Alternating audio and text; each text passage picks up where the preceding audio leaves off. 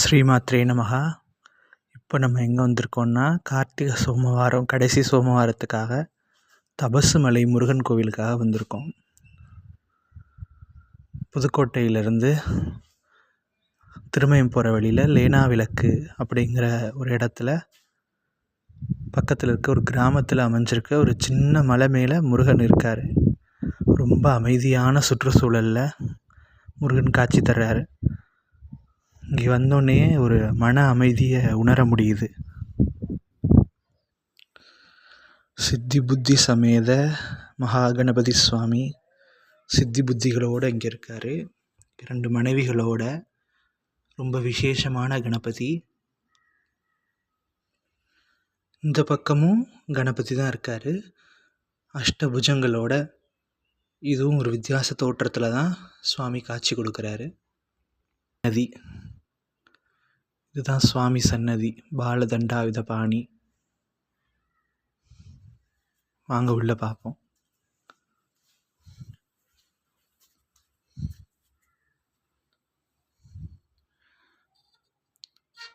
இவர் தான் தபசுமலை பாலதண்டாயுதபாண சுவாமி.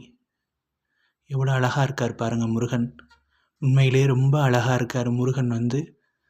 இன்னைக்கு கடைசி சோமவாரம் முருகப்பெருமானை தரிசனம் பண்ணுறது நம்ம எல்லாருக்கும் பெரிய பாக்கியம். நல்லா தரிசனம் பண்ணிக்கோங்க முருகப்பெருமானை.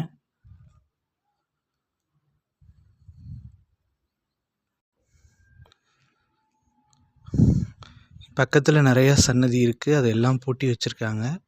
இதோ இப்போ நீங்கள் பார்க்குற இடத்துல சொர்ணாகர்ஷண பைரவர் உலோக ரூபமாக இருக்கார். பஞ்சலோகத்தால் ஆன சிலை. ஆனால் அது பூட்டி இருக்கிறதுனால நம்ம இப்போ பார்க்க முடியாது. இவரும் இங்கே விசேஷமாக இருக்கார்.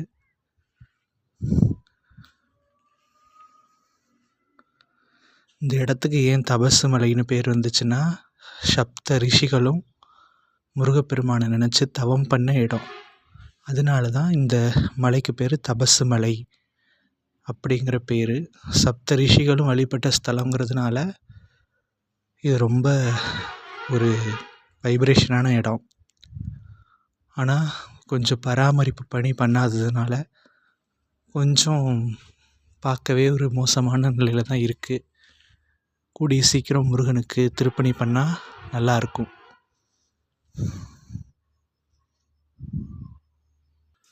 இது அம்பாள் சன்னதி.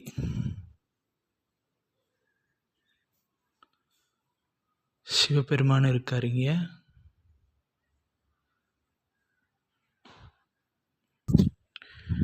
நவகிரகமூர்த்தி.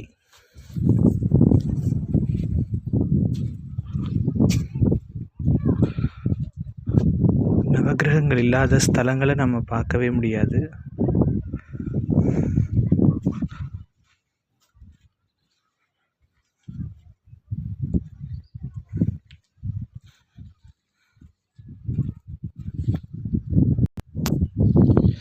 காளிங்க நர்த்தன கிருஷ்ணன்.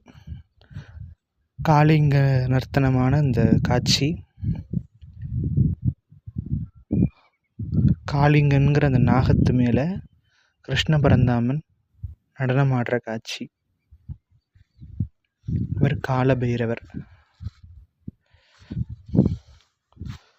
நாகத்தில் பள்ளி கொண்ட பெருமாள் இருக்கார்.